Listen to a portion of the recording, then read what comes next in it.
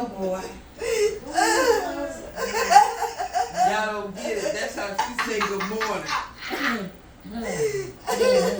Every morning, that's what she do. Every morning. Before she sip that coffee. Okay, guys. So, take one. Take one. Take one. This is conversations, angelic conversations. So what we're doing, we have a group of women here that accompanied us on a cruise, and we just yesterday we were in Mexico. We were in, where were we at? Cozumel, yeah. Cozumel, Mexico. And so we're going to do a conversations because and we're going to put this on the website, and this is going to kind of guide people and help them know what to expect and what we do at Angelic Home of Hope. So, how you guys enjoying the cruise? Love it. Love it. It's awesome. Okay, so it's what? enjoyable, it's relaxation, it's fun, it's free. It's actually a great experience. Great experience? Okay. So, what is the best part that you guys like about this cruise? The food. Somebody waited on me for a change. Okay. Yeah. Getting waited on. I know. Have somebody wait on you. Eating as much as you want when Make you your want. bed, yeah.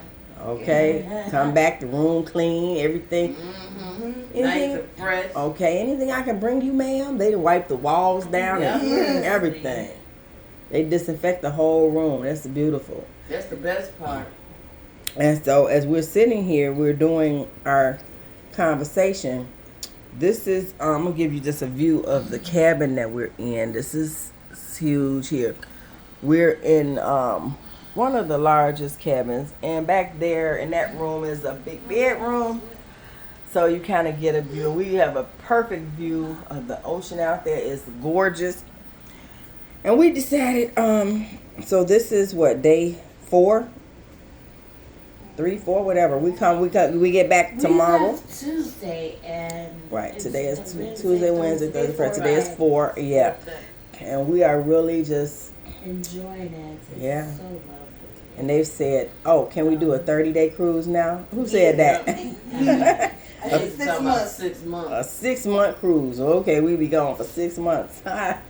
This you can get used to this, right? Real Sure. quick. Yeah. This kind of treatment, get up, food done, ready, go to dinner, you get your meal, the waiter waiting, bring you set your order, and everything is already paid for.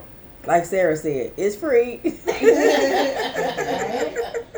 I mean, it's a new tradition we need to figure out. A new tradition. We'll try to keep this going every year. Yeah.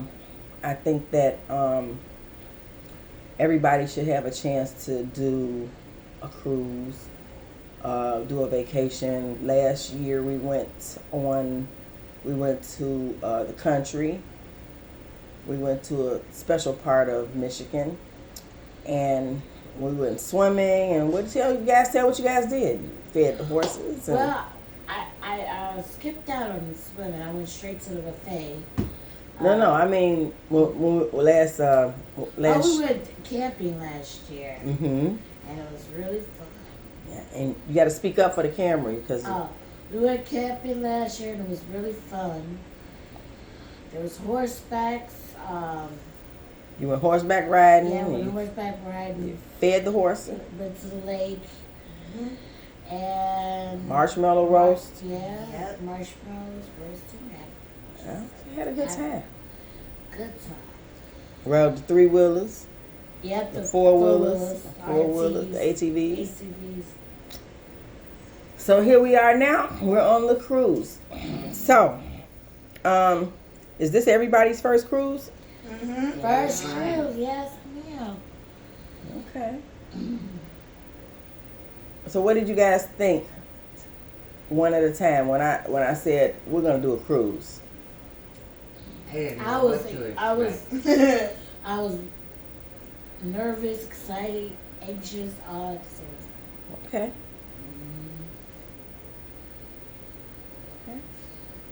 So yeah. So Laura, you said you didn't know what to expect. So were you No. kind of pleased when you got here? Oh yeah, it's Yeah. awesome. Yeah. To get waited on the way we get waited on, and have our own space. On cabin where you can go relax. Yeah. Yeah. It's nice. Well, I decided, I don't know when I decided to do a cruise. I know I took a cruise in August, I think it was, and I said, you know what? I think that I was like, you know, this is good. I think you guys would enjoy it. And I said, you know, I'm gonna book this and bring you guys as a little treat. Yeah, this What was a a good treat. treat. Yep. Okay. It was a good treat. Yes. So what kind of things did you guys do? Well, let's start here. When you first came to Angelic Home of Hope, did you guys think that you'd maybe be on a cruise? What was your thoughts about what to expect when you first came? Each of you. I never expected this. Okay. Angel. I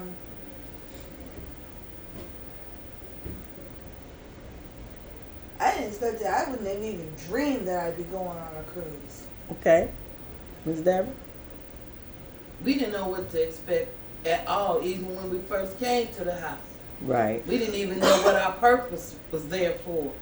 But you found out We it found was out, it was yeah. everybody got a place, and you know, it's amazing because it's almost like, and I know y'all probably like, she always talking about God, but I mean, it's almost like when God give you an assignment, you don't know what it is, but it's like we're all growing together. You know, we find out our purpose, because I didn't know that, you know, I was going to be here when I first started. But what I'm learning now is that because, you know, I'm trying to do things the right way, and I look at my work as being as something that God gave me to do. And he's just constantly blessing us, you know, more houses, more people, and everybody is picking up their role and figuring out what their role is. It's just amazing to me, because at first I didn't know I was doing everything, because I saw how it was being done.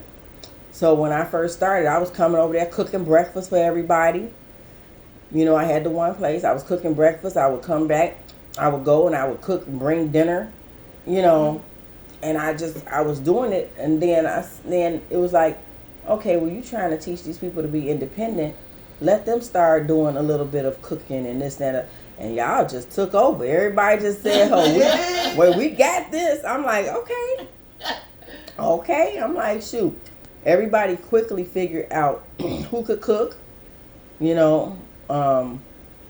And everybody plays a role in what we do and make it good. So a lot of people, we were talking about this earlier, a lot of people refer to our place as a group home. Anybody want to, one at a time, you know, give your thoughts on that? You can start as, you know, with Laura.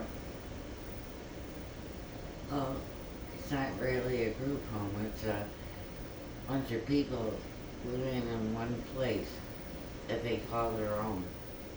Okay. All right. Angel, y'all got to talk up a little bit, because you're competing with the water out there. And we probably not going to, I don't know how well we're going to be able to hear it if you don't speak a little louder. But A group home is where you live with other people, but it's not, there's no connection, it's not family oriented. A lot of times it'd be fighting or violence and stuff like that, but it takes a whole nother level of just the care that we get from you, and we care about each other. That's why it's not a group home, it's our home. This is our family. Mm-hmm. What would the fights be about in the group homes? Anything. You have a lot of people that have a lot of different issues. Personalities clash sometimes. Just, you know, people that don't try to be understanding of each other's differences. and work together. That's the thing at our house. We work together as a team. Mm-hmm. You know, we try and you try and mold us, or we try and mold each other to fit in so that we can all work perfectly together. Do you think that it helped the fact that everybody don't have their own individual stuff, and everybody, it's like everything is together, like an actual housework, like the food everybody eat. It actually keeps down a lot of confusion, because there's no this is mine and this is mine, and we all just Everybody share. Yeah. Okay, that's one thing that came to me, is that we're gonna do it like a family would do it, like a family house. Mm-hmm. You know, you buy enough food and everybody shares. Not, this is my popcorn, that's my juice, that's my this, and that's my that. Fights. Yeah. It's like I've seen it. people be like, "Oh, you're touching my stuff. You're stealing it. Whatever. That's my blah blah blah." But everybody got their own style, their own ways of living. You know, and we're not at their old homes. This is a new start, a new fresh start, Okay. and it's a way to start over from being where you was at. Okay. Yeah. Now, for me and Isaiah, what we in agreement about is this has been a big experience for us, because we're looking at young people that's going through things that me and him did not have to deal with, because we had our mother and father. We had a family. We had a house to go home to. But here we learning that some people don't know their mother, they don't know their father, they don't know if they got brothers or sisters, they don't know how to get along with anybody, they have trust issues, along with mental issues. We never had to deal with that. It's a lot. We don't know nothing about that until we got here. And like I said, this has been a learning experience for both of us. Yeah. And we are truly grateful. We did not have to see that. Yeah. And a lot of people, what we were talking about yesterday is that we don't know where people came from or what their childhood was. We have a lot of people that come to us that's broken and they don't trust, you know, and it's like, okay,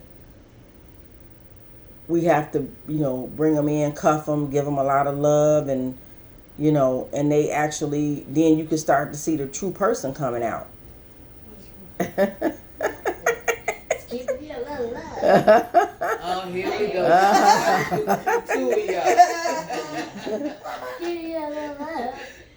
So we do get a lot of people that they need that family. And what do you find when you bring them in and they see it's not a group home? Right. It's our home. It's a family oriented program that we have, and everybody function as a family.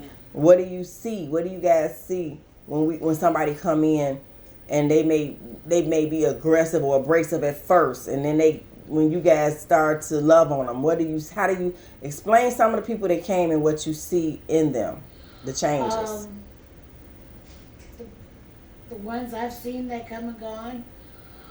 No, that's not what I said. I said the ones that's come in that may have had issues, trust issues, or, you know, they didn't know what to expect. And once they get there and you guys show them a new way of living and a new family life, what have you seen? We talked about a little bit yesterday how they react and how they actually change, their personality change when they can say, whew, just exhale and say, I'm home. And they realize could be the last step that they have to go to, and they feel good about it. How do their personalities change? 0 to 100. Okay.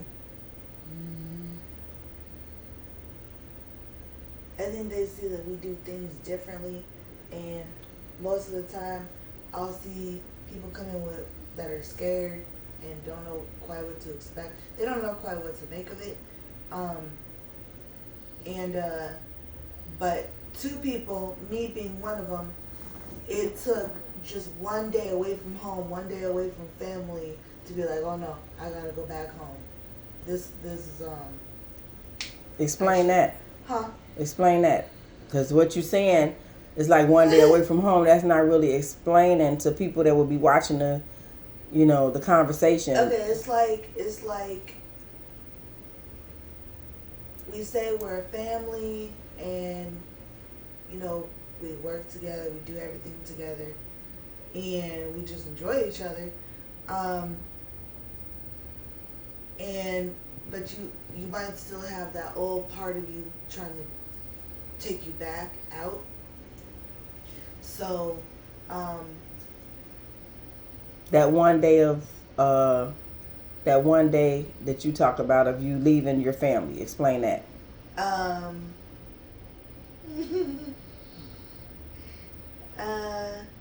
When last year?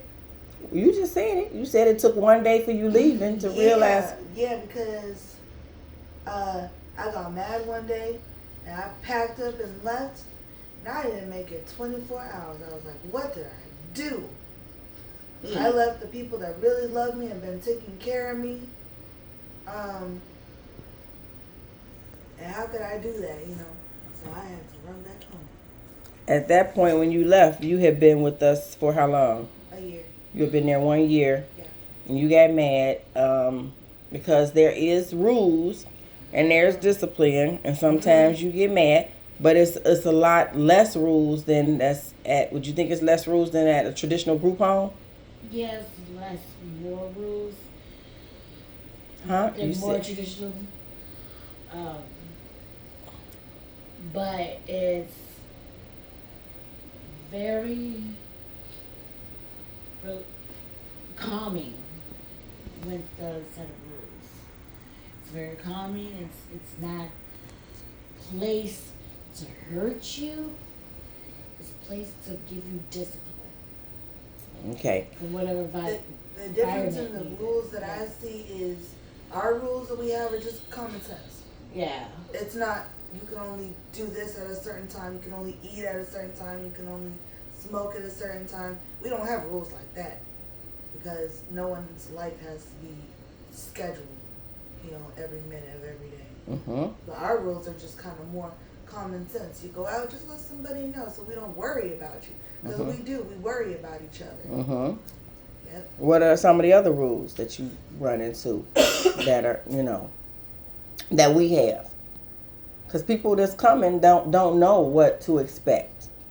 And as you learn, the rules kind of come over a period of time with what do you call it? The rules come with trial and error. Like when we put in rules as we see as a problem. Like, what was going on when you first came? People could come in and out. We didn't have a curfew. And what happened? People were running in and out all times of the night? Yeah. 2 a.m. Oh, yeah. Waking everybody up. I remember after we got there, Jerome was a hot mess. Because ultimately, the other things they was doing, Isaiah chased them off. Yeah, but ultimately, like, the program is designed to help everybody to become independent. He was independent. Trust me. Well, yeah, people that may not be on their own and have a goal to be on their own or whatever. We kind of want to help them to know that you can be independent and you can be on your own. So that's why we didn't have a lot of curfew rules and things, because in life that's not normal. You don't have curfews when you can come in. If you've grown, you can come and go as you please, right? Yeah. So because they abused that, we had to put a curfew in. But at this point, don't nobody care. Right. Nobody cares. Because they in at a certain time anyway. Right. At a certain time, you get tired and you want to be in the house. Then what are some of the other rules? Anybody can think? There's chores that need to be done. Mm-hmm. Medicine that needs to be taken. Mm-hmm. At a certain time. Medication. Yep, and the medication is taken at a certain time. I like to say 8 and 8, but everybody get reminders. Yeah, we do our 7 and 7. 7 and 7, okay. So by 9 o'clock, everybody bed. Okay. So, and those are reminders to come on down, take your medication. Because if you don't remind people what happened, you even saw it on the cruise, you'll forget. Who knows when Laura would have took medication if I wouldn't have said, hey, would you take your where the medicine at? Bring it, and just accountability of each other, Yeah. Let's make sure that we are all okay. You taking your medicine at a certain time or whatever. So, what else? So let's talk about, back at home. How is it with the food? How is it that, you guys eat? Explain that. Well, for me, food supply was low. Mhm. Um, When was but, this? I think I was 12. Okay. When you were younger, the Yeah, food when you I had was food younger, supply I was low. Adopted, yeah. Okay, and you were adopted, and the food supply was low. Food supply was low.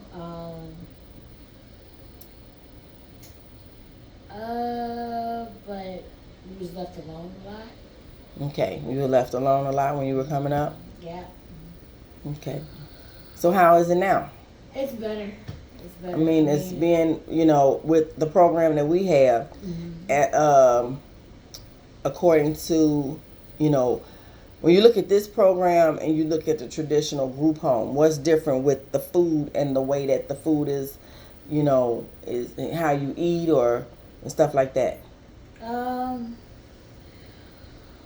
Besides me trying to not over exhaust myself because I have hernias, but the food is great. I mean, there's no complaints for me.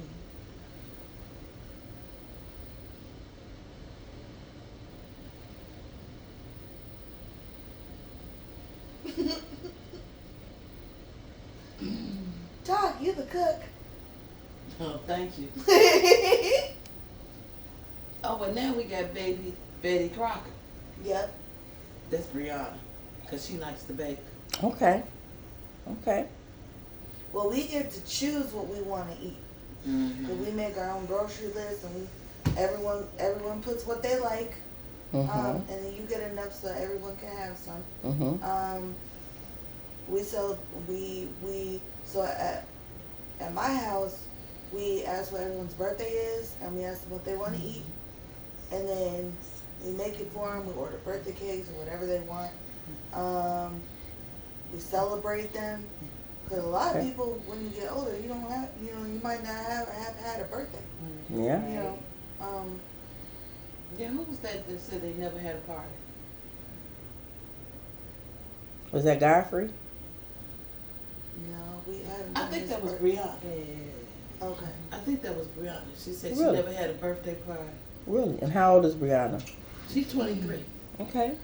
So you see how people can go through life and miss out on certain things that may be normal for other people. And then when they come and, they experience it, it just makes them feel like complete.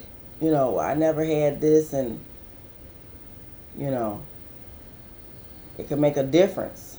Because a lot of people, when they come in, they hungry. They're just hungry. I was hungry when I came. Because everything was so structured, and so you could not eat when you wanted to, and that's not cool, because you should be able to eat when you're hungry. Mm-hmm. Yeah. 'Cause some people, like Christian, even though when he come from program, he's still coming at, Dad, can I get something to eat? Dad, And what don't you gonna ask, cook? you hungry, eat. Eat. I just Right. tell him, go eat. Eat. You Right. hungry, man? There's Right. lunch meat in there, cereal, go eat. Dad, what you gonna cook for dinner? He's still coming there asking, can he eat? So you guys pretty much can eat what you want when you want. Mm-hmm. Yep. The only rule we have is about the coffee pot, but that goes off at 6, but that's just to keep people from going up and down Stairs at night. at Yeah. night. That's it. So that's pretty much under control. Okay. And what's the rule with the coffee pot? Turn it off at 6. After 6. And Okay. he don't care if it's a full pot. It's going on. Okay. Okay. So everybody get their coffee before 6 p.m. 6 o'clock. Yep. And that way everybody can come down off of the coffee high, and get some rest. Yep. Okay. Because that became an issue. You know, 1 or Yeah. 2 o'clock in the morning, you hear people going up and down the stairs. Making coffee. And Yeah. and you're not going to sleep if you got coffee that you're drinking, because that's going to keep you alert, wide awake. So 6 o'clock, he Okay. shuts it down. Okay. Okay. And that's been working pretty good. Okay. Good. One of the other things I want to speak on is the leadership, Okay. because we have different people in different roles doing different things. Mm-hmm. And in the past, I've always experienced leaders as being bossy and trying to tell everybody what to do and thinking they were bigger and better than everybody else. But the leaders that we have, they're not like that. They're just a part of the family. So they Kind of guide you. they guide us, but we all are there for each other. So they know if they're having a hard time, we come around them just like they're there for us. Mm-hmm. Yep. That's a good thing. So Laura, what was your experience? I know back was that this year or last year that was last year, wasn't it? Yeah. That she was almost, what we say, kidnapped, confiscated, Confiscated. and she went into the hospital for a brief time period to get some assistance. I sent you to the hospital, and you want to speak. You want to speak on that? Yeah. Well, What happened when you got to the hospital? they tried sending me someplace else, and you came and kind of rescued me and brought me back to home. They was trying to send you to a nursing home. yeah. They was trying to lock you up and say that you were incompetent. Right. Who was doing that to you? I don't know. I mean, who had taken over? Who tried to take over when you were in the hospital? My family, Mm-hmm. my sister, Yeah. and I don't know why, because she never did anything for me. And How about your daughters? Then they say your daughter had pretty much locked everybody out of your yeah, where nobody could speak to you or anything like that. right. And she had set up for you to be sent to a nursing home where you would have been locked down. They had tried to deem you incompetent, which wound up not being such a bad thing that they deemed you incompetent anyway, because you remember what happened?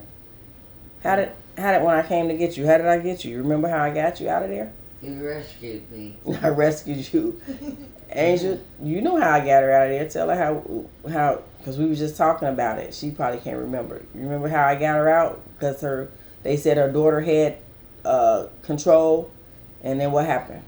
Well, you have power of attorney, Mm-hmm. so you had to use that so that they couldn't take her away from us. Mm-hmm. And she's been, would you say Laura's been better since she came back? Mm. Yeah. Me and Laura came on the same day, and we were both crying, and we were both scared. And I remember the very first night, we was looking around the kitchen. We're like, all this food. It was like a buffet, and we made a pot of coffee and drank it all night long because we have freedom. And I remember Laura telling me, "We're home." I was still a little nervous. I was like, "Okay," but yep, I remember. That's what I said. We're home. Yep, We finally found home. yep. That's beautiful. So you looked around and you seen there was a lot of food in the cabinets and the refrigerator, and you like, oh my God, Yep. where do we start? Yep. Okay. Yeah. So you hadn't experienced that before? No. You could not go in the refrigerator or go in the kitchen and cook and Nope. just eat? Nope. No. Nope. And not just one home, but many homes I was in were like that. Everything was locked down. Yeah. You see any That's locks? a terrible way to do people. Yeah, there's locks on the refrigerator, in the cabinets, everything, everywhere. And you Oh, take we don't have medicine, you'll any. be hungry. That medicine makes you hungry. And you get dinner at 3 o'clock in the afternoon, gotta wait till 7 o'clock to eat breakfast. That's a long time to not eat. Wow. And you taking medicine. Wow. So there's no locks or anything. You can pretty much eat what you want now. And at first, I know for me, I gained a lot of weight because I was so excited and I could eat whenever I wanted to. So I was so kind of used to scheduled eating that I kind of overdid it. But it wasn't just that I was overeating. It was a safety thing. I didn't know, I wasn't used to just being able to eat food. So it took me not a long time, but it took me a minute to feel safe and to feel comfortable that, okay, if I want food, I can go get it. Not, I have to stuff everything at one time because I don't know, I might not eat again for a while. And that comes from not just being in the homes, but the years that I was on the streets. Not knowing where my next meal was coming from. How long were you on the streets? 2.5 years. Okay. And a lot of people that come to us was homeless on the streets, not having a real family or somebody to care and stuff like that. And, you know, that's when we come in and cuff them and show them love and show them that this is a place where you can relax, you know. And I've heard people say that, wow, it's, you know, some people leave and say, well, before they even get a chance to experience, and they'll say, well, it's just too much. It costs too much. What do you say to that?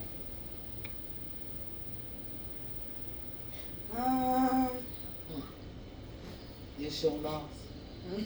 They lost. Seriously, I say it's your loss. Yep. Because look at all the amenities you get to go with that money. Yep. Because if you were on your own, you wouldn't have none left at You the wouldn't end be of the going on month. a cruise.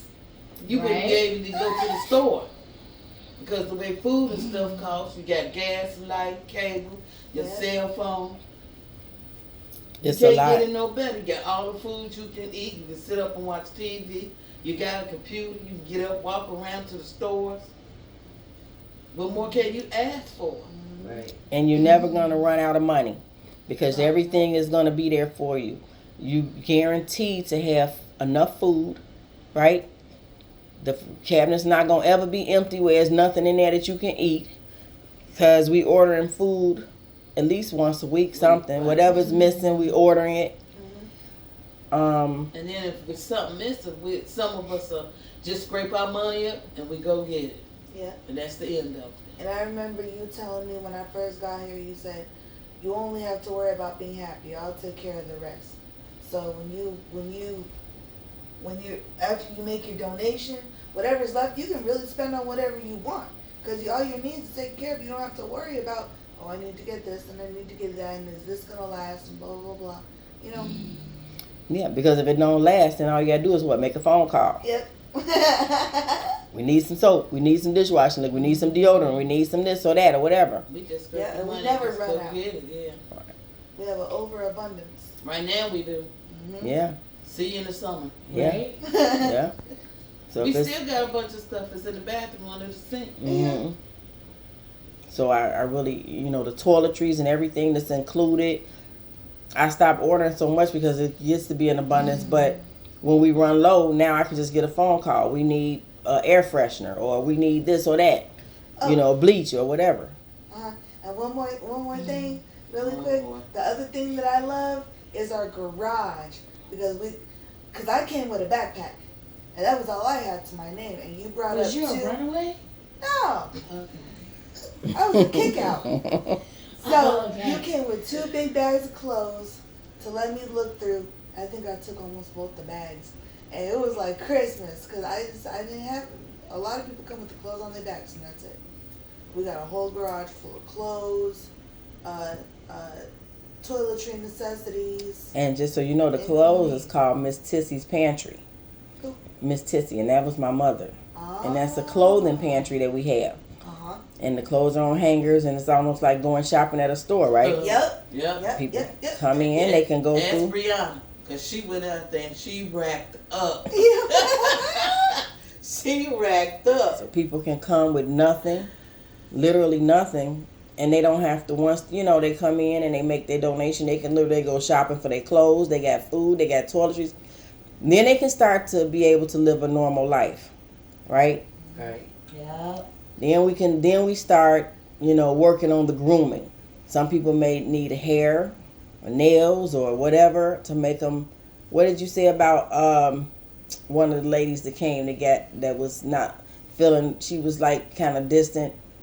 As soon as she came in and she went and got her nails and hair done. How long has she been there before she was taken care of? Valita?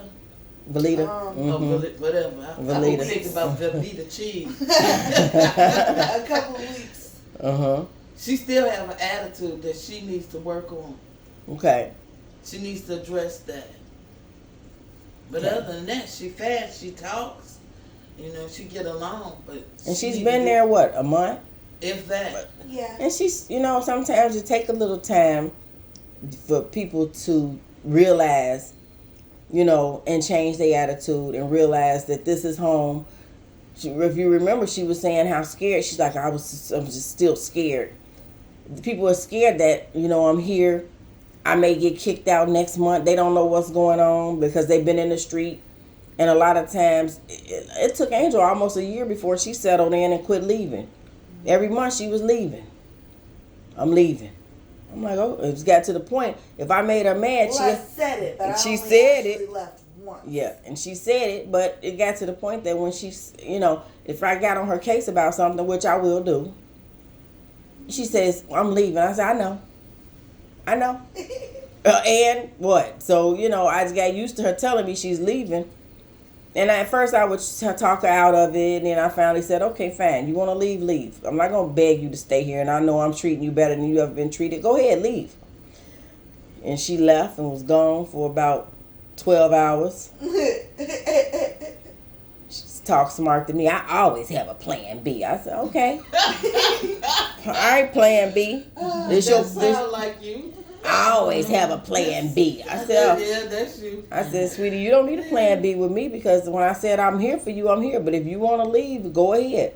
But what you're not going to do is run me, and, you're going to follow the rules. I don't even remember what happened. What happened that made you leave? Do you remember what we got into it about? Can't even remember. No. I think somebody had Mark left, I think. I think Mark got put out because he had some issues, and you thought you was next.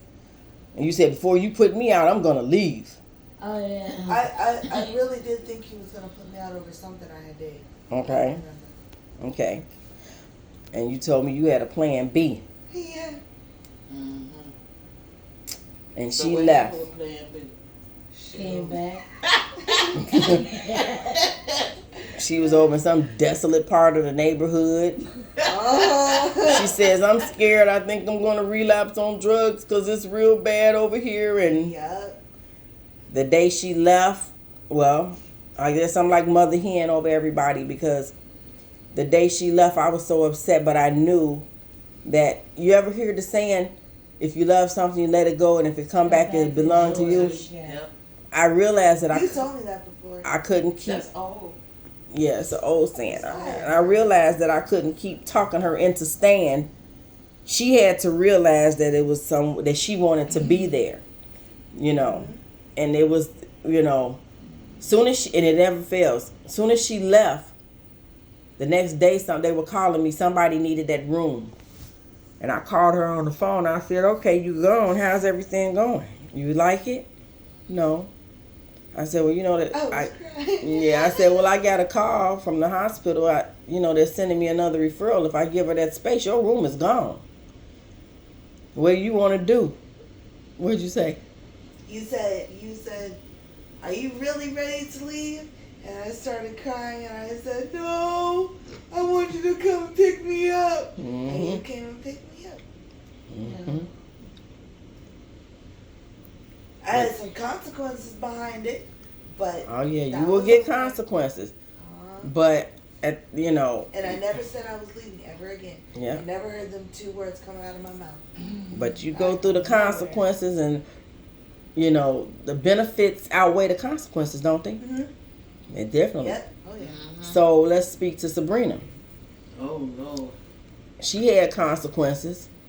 She had 3 weeks of consequences that she couldn't leave the house. And she'd have been sitting here with us if she could have just stuck out through the consequences. The only consequences was you can't leave and go stay overnight. And she wanted to go stay overnight so bad that she forfeited the cruise to go out and stay gone overnight. She missed the time of her life. Mm-hmm.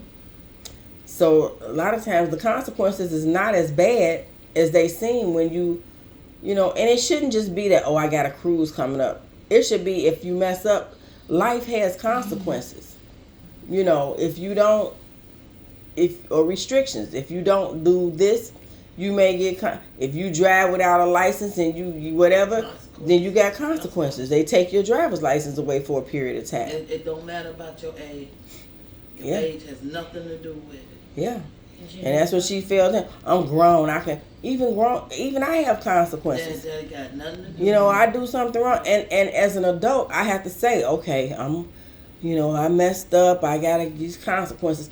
If I run a red light, I get a ticket. Oh God, I gotta pay this.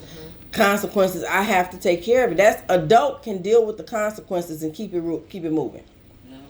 Yeah. This is beautiful what we're experiencing right now, and I'm so glad that you guys were able to come and just experience this, because this is something we're going to be doing every year. Yay! Every year. I think that this is my appreciation cruise to show that I appreciate what you guys do. We have other members that help. I like to call them house managers. They help everything, keep everybody in line, keep everything running smoothly. And I can't show enough appreciation for what you guys do. Like Sarah's helping with one house. Miss Deborah and Isaiah's helping with another one.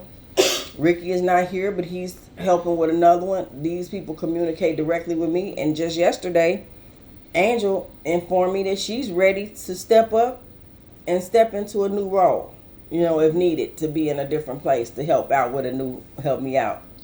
Yeah. So that's the thing, and as I told you guys, when I say something, I don't just be talking, flapping my mouth, just saying something. My overall, so I ask everybody when they come, what are your goals? My overall goal, and I never put it into a goal, but my overall goal is to help everybody that hang in there and stick it out with me, to get them some kind of home where they can have their own home, where they don't have to worry about ever being homeless on the street, wondering where they're gonna go or how they're gonna live or whatever. Whether it be everybody have their own house or whether they have a house that they, because everybody is family, and everybody gets used to living together. You might say, well, I need my own space. And that's my goal. And a lot of times when I say something, I put it out there into the atmosphere because I understand that words have power. I understand that you can make things happen by saying it, And that's why I'm always careful about what I say. I try to be positive. I try to, not to speak down on people, but to speak life into them, to tell them how great they are, to tell them what they can do. Because I realize that my words have power. If I constantly tell you, you ain't no good, you ain't nothing, you ain't gonna be nothing, then that's gonna kill your spirit. One thing I remember telling Miss Angel when she first came, I may fuss at you, I may get on your case, but I'm not gonna down you, call you names and retarded and different stuff like that. I'm not gonna, it's just certain things I'm not gonna do. I'm gonna try to build you up to show you, and it works because now she has a whole different attitude from where she was when she first came. And I say this because her and Laura was like one of the first people that came.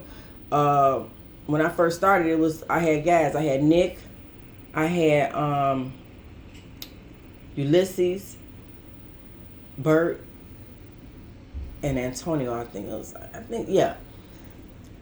One thing about it, a lot of those people I've had with me for like 15 years, like Nick has been with me for 15 years, he never forgets. It's almost like home. You know what I'm saying? He leave. Well, Nick has a drug problem, and I had to send him away so he could go get help for himself. It's funny because he's with his mom now, but his mom is calling me like I'm his second mom. They called me last month like Nick has been gone now for over 2 years, working on his habit. I told him, you got to get help because you're stressing me out. So Nick went to go get help. He's ready to come back, and his mom is calling me like, we working on getting him back over there. It's like he's been with me so long, and it's like they don't forget who care for him. You know, he knows that I've been good to him. He get my number. He wants to come back, and it's like he starts texting me after a while. You know, at first he's mad because I put him out, but I'm like, you got to go get help. I can't help you with this habit you got. You got to go get help. I didn't hear from him for a while. Then after, you know, he wasn't ready. He's more capable of being ready now. So I'm trying to put together a program to make sure that he's not just coming and then winding back up on the street doing the same thing. You know, Laura was in the situation, and I think she was pretty much out there pretty bad with the drugs. But I think now that she got back from the hospital and we put her in the hospital to get some help, Laura's been testing clean now. Every time she go out, she comes back. I'm so proud of her. You know, my thing is not to give up because anybody could be in that situation, go through a depression, have a mental lapse, a breakdown or something. And it's not a lot of programs out there that will help. You know, I remember I got sick and I had hit my head at work, and I was trying to. By the time I realized I had a brain injury, I was trying to get. They kept giving me all these doctors and stuff, and I couldn't keep up with it. Like, well, you gotta go here. They give you the stuff, and I'm sitting there like, and I'm like, well, do you have somebody can help me manage this stuff? Because I can't remember these appointments, and there was nobody there. There's nobody to help you manage through what you're going through. And I realized it, and I just cried. I said, this is horrible. This is the most miserable crap that I've ever had to deal with. And being an occupational therapist, I had patients that I dealt with. I've been an occupational therapist since 96. And I had dealt with a lot of patients, and I had no idea what they had to deal with because the system doesn't have anything in place to give you like somebody to actually follow you and help you with counseling and get your medical appointments in place. And it was just horrible, you know. I just thank God that over a period of time, you know, I was able to get back halfway, more than half of where I was, because I was functioning at a much higher level than I am now. But to be able to manage, you know, but I just realized that the system is horrible. It's not built to be able to help people. And so that's my thing was to be able to get people that really want help that's out there and be able to give them the help that they need. Because I didn't get it. And my family couldn't help me, you know. And I mean, a lot of days I was like, wow. I never forget, I was going to this therapy it's called cognitive therapy, and they gave me this little puzzle to put together, and it was some pieces, and then you have a picture of the puzzle and you had the pieces, and they said, take this puzzle and they want you to make the puzzle out of the pieces what you see the picture. And I was trying to put it together and I couldn't put it together, and I kept messing with these little pieces and I couldn't put it together. And that's when I realized that I was really messed up. I just broke down and started crying. And I'm like, this is bad. I can't even make this little puzzle that they gave me. You know, but God is so good and he's able. And when he got a plan for you, I didn't know what I was going to, be doing. I knew I was not functioning at the level I was. And people didn't believe me because they like, well, all you did was ran into the wall. Like I was walking really fast and going from one part of the place where I was working in a nursing home to the next. And I ran into, it was like a real clean glass wall, but it was thick like a bulletproof glass. And I ran into it and bam, and hit my head. My teeth cracked. I bust my head. I was just messed up. I'm just thinking, I didn't think I got brain injury from running into it. And I say running because I walk so fast because I'm very hyper. I walk fast. Everything I do is fast. And I was walking fast when I ran into it. And everything it started to change after that, But like I say, I'm just thankful to God now that I'm in a better place than I was then. So my thing is to help people navigate through their disability, their dysfunction, their homelessness, whatever they're going through, and I was able to come up with a little program to be able to do that, and you guys are proof that it's working. Because people is like, where you going on a cruise with them people? I'm like, what do you mean them people? That's my family. What are you talking about? I don't know. Well, I know. Because I've got to know each and one of them individually and personally. And I know that this cruise is going to be fine. They just jealous. So, and this is proof in the pudding.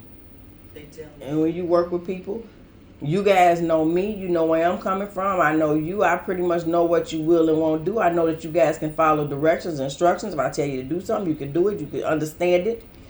And everything is fine. If I say, we go here, this day, do that. You smoke here, you do that. You don't do that. You don't. It's like we got 5 days. Just follow these rules and everybody is fine. You take your medicine, you do this, and everybody, and this, we haven't had any problems. This is beautiful. We get up, we eat together, we go to dinner. You guys have been to the casino. Yep. Oh yeah. We've had okay. We've had our little drinks by the pool side and the kiss on the lips. Did you get you another one last night? 2 of them. Okay. Ain't no alcohol in them. Nah. They put a little bit in there. Just a little bit, yeah. And then I like the mango. what else? What did you have? You had the martini, chocolate martini at that dinner. How Good. was that? It was good. Was it? Yeah, it was good. Yeah, Yeah, it was good. it was good. And then we get up at breakfast. Everybody eat, go to the buffet and eat whatever you want. And so I'm looking forward to next year. Actually, I had booked enough cabins for us to bring 12 people this go round, and not everybody made it. So I had to cancel a cabin, and then so now we have 2 cabins here that we're utilizing. Everybody's enjoying themselves. This one cabin here will sleep 5 people, but just so we have enough room, we got Laura and Sarah took the other cabin so they can have their privacy, and it's cool. Yeah. It's a beautiful thing. So now you guys see what a lot of times what your money go to, right? Nah. So it's worth it. Put it aside. Like I can do things, I can do things for you guys, and then back, if we need stuff like Angel got a carton of cigarettes, gonna get more cigarettes because stuff on the boat is cheaper, right? Yes, it is. Yeah. And even cheaper out when we went to Mexico, it was even cheaper. How much was 3 cartons of Newports? 113. Okay. 3 cartons. Shoot. Come down here with $1,000, you can make up. Shoot. Real quick. Okay, they sell what, $15 at home for a cart Yes. for one pack. It's like $15. In the Oh. city, yeah. And no, in the Out city, of no, that. in the city it's 18, 11 where we're at. Right. 12. So where we- basically, just imagine if you had cigarettes and you were selling cigarette packs like some people sell You can have a cigarettes. lot. Once you sell one carton, you got your money back. Mm-hmm. Now you gotta, yeah. If not nothing else, you got enough cigarettes to last you. You could smoke, and smoke good. People could. So now people know when we get ready to leave, like, some of the other members, like Angel said, we should call everybody members, like family members. Yep. Yeah. And I say clients. I call you guys my clients. Oh, no. Mm. That Like reminds that. me of Yeah, Medea. that sounds too imperfect. Yeah. that's too But- That reminds me of Yeah. Medea.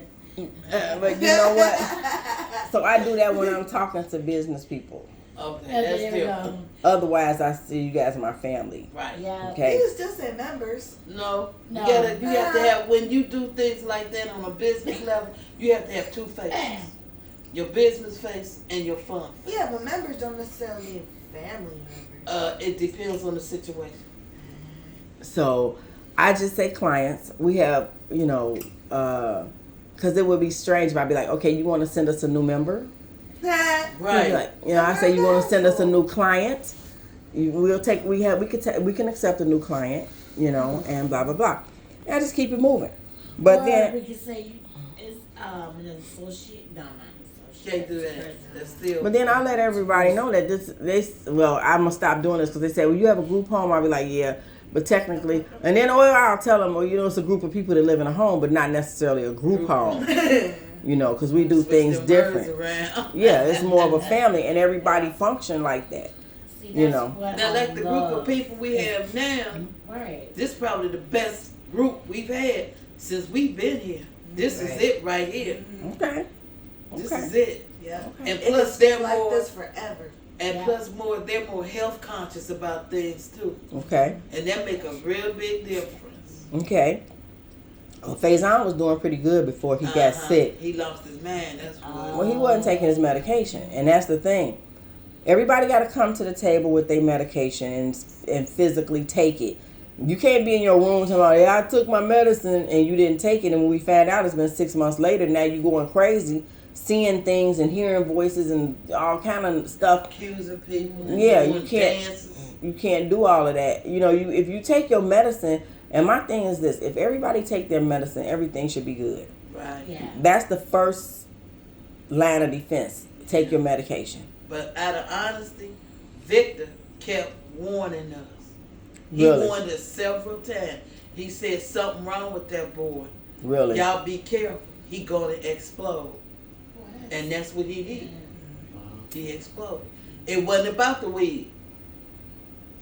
He just kept saying something wrong with him, something different. It wasn't Well, about the weed. one thing is when you get, and then the thing is too, if he got that stuff from going to the what you call that thing, the dispensary, Was it lace? and you're taking the stuff, We don't know. you don't know what they're giving you. We That's don't know. what I'm saying. You don't know what they're giving you, and if you, because like this, so here, it's freedom. You know what I'm saying? You could go out all day. If he goes out all day and he's banned from dispensary and he's smoking, nobody is monitoring. We don't know what he was getting from there. We don't That thing he was smoking, that pipe, what's And that? them That cookies. the vape. Yeah, the cookies. You don't know what's in all of that stuff, and so that's why we had to make changes with that also. You know what I'm saying? If you out in the street, that's one thing, but if you're not taking your medicine, that adds to the problem. And the problem was he wasn't taking his medication. If he'd have been taking his medication, well, see, the thing is, he figured he could medicate himself with smoking You can't do weed that. or whatever, and no, you got to take your medicine. He feel like he didn't need his medicine. Can't do that. Then he was lying. I think he told me I was off my meds for 3 months. I'm like, that's the problem. You lying, talking about you taking your medication. Everybody thinking you taking it. That's why I say everybody bring the meds down and everybody take them at the same time. He was the Yeah. only one I had the problem with. Everybody else was fine.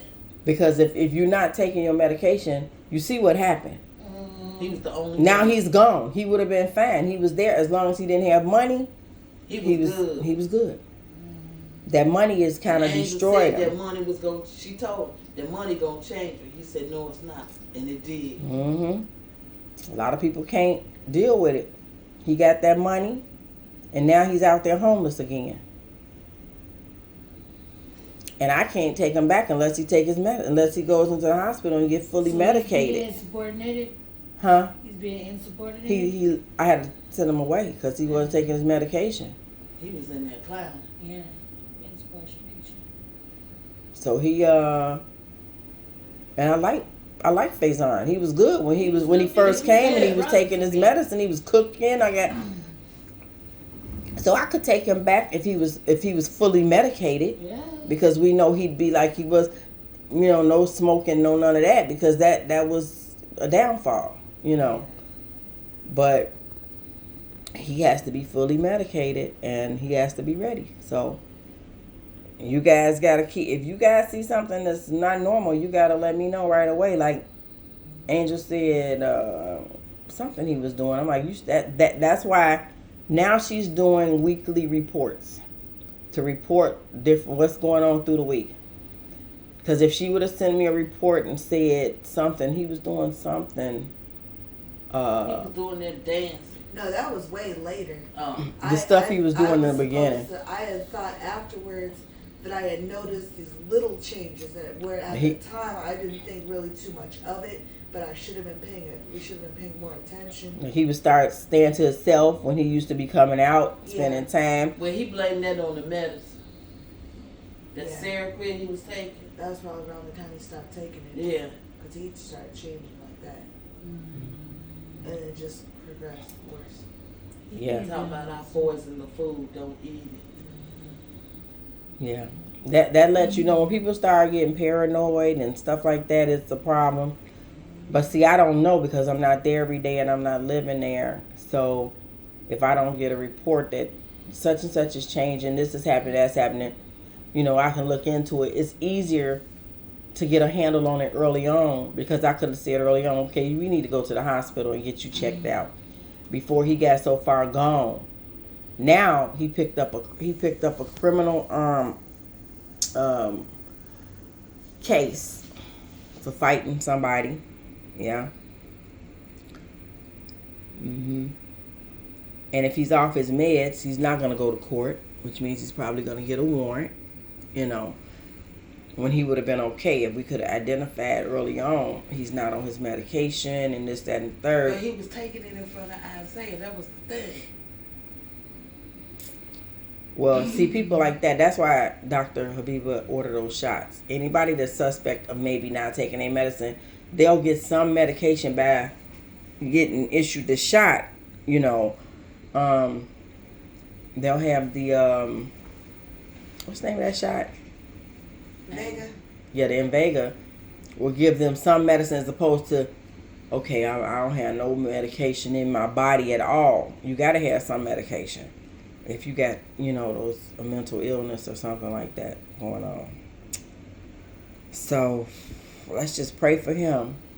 I don't know how long it'll take for him to get medicated, but the problem is the hospital is not going to want to keep him. He's going to have to go into an institution to get that medicine in his system for a while. I'd imagine 3 months. They took him in for a couple of weeks and let him out. Wow. And he's still lying, saying, I'm taking my medicine. I'm willing to take my medicine. I want to come home, but I can still hear it in his voice that he's not quite right. And wow. And he had it good too. Oh yeah. Yeah. He came there with nothing. Yeah. He had nothing when he came. I hate to see that. I hope he can get it together. But unfortunately, when people have mental illnesses, they don't always want to take their medication. And they don't see that they have a problem. Everybody else around them is the ones that have the problem. It ain't me. I don't need this medicine. That's when you can't help somebody because they don't want it. They don't want help. So And that's part of what I think helped me make as many changes when I first came. Because when I first came to you, I hadn't been on no medication at all for 2 years. what happened? I had taken myself off, and I was moving around a lot, and I wasn't on no medication at all, and I thought I was doing fine when really I was going crazy. And what did I tell you when you first came? You made me sure I got back on my medication, and within a couple of months I was more stable. My behaviors were less what's the word? Intense. And I was just able to calm down more. And I told you before you were sent to me, I always asked about the medication, and I was told, well, she's not going to take the medication. I'm like, oh, well, she's going to take it if she's going to be here. If she's going to take the medication, if the doctor prescribes it, you're going to take it. I can't, I'm not here to force anybody to do anything, but I could tell you to be here, you have to take medication. You have to agree to be able to take your medication. If you don't want to take your medication, that's fine. You could do that somewhere else. That's cool. But we have a house with 6, 7, 8 people in it, and everybody get along because everybody is taking their medication. Could you imagine if nobody was taking no medication? Oh, jeez. it would be hell to tell. It would be crazy, And people don't understand it. Like, well, I don't know how you could do it. Like, everybody take their medication and they live as a family and take care of each other. Yeah. But I enjoy it. It's beautiful. It's beautiful. Very good. So, all right, guys. So, anybody got anything else to say? We did our interview. We did our angelic conversations the day before the last day of the cruise here. This is March 8th, 2024. Our angelic conversations. I wanted to say thank you, Miss Cindra, for everything that you do, and thank you for taking me in and saving me and changing me, and leading me back to God. You're welcome. You're welcome. I would like to say I thank you. You're welcome. You're welcome. Everybody's welcome.